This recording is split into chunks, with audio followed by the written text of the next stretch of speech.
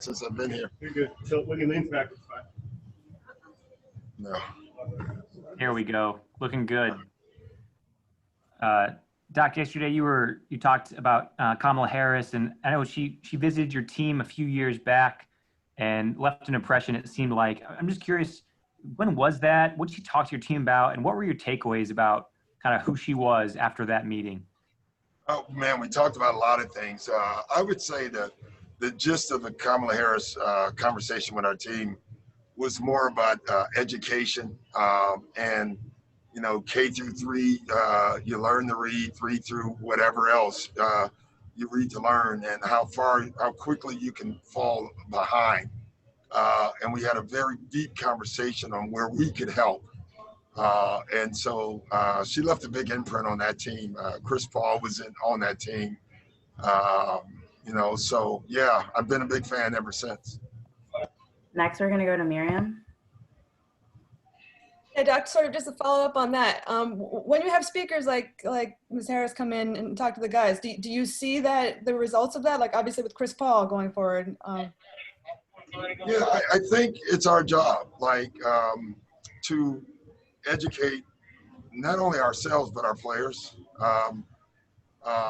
You know, I don't even call them team builders, but I just think they're, you know, doing and teaching our guys things that they may not want to learn or may not want to get involved in, you know, can change it. And all our, at least me speaking as an individual coach, my dream is that they do all the work, the players, the young people. I think that's what makes this movement here so powerful.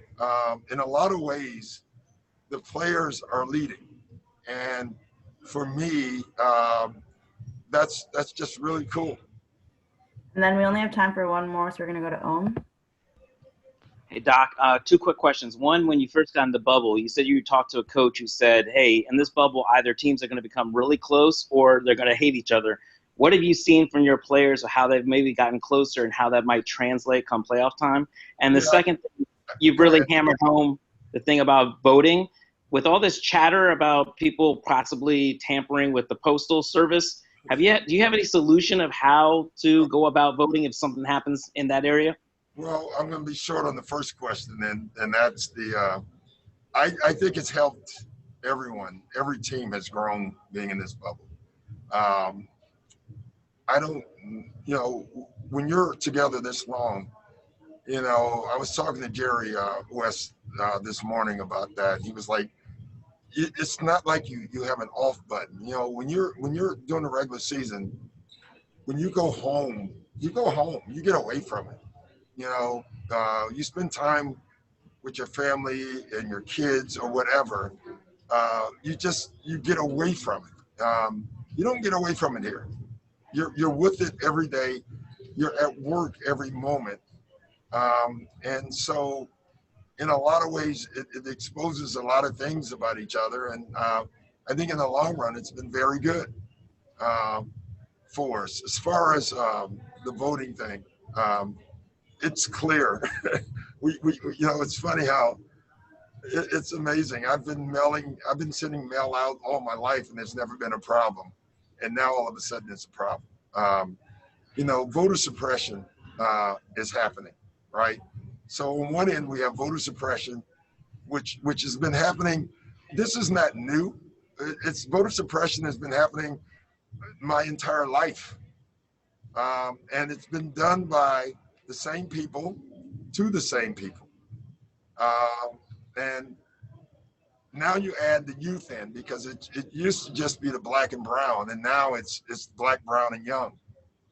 So on one end, we have voter suppression. And then on the other end, we all of a sudden have this mail problem, which has never been a problem. You know, there's 4 states that do mail-in only voting, and they've done it for years, and they've had no problems.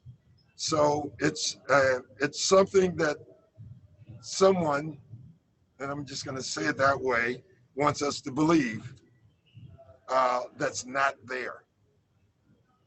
All right. Thank you, Doc. Have a good practice. All right. That was as controlled as I could be with that one. Yeah. Like it. I was.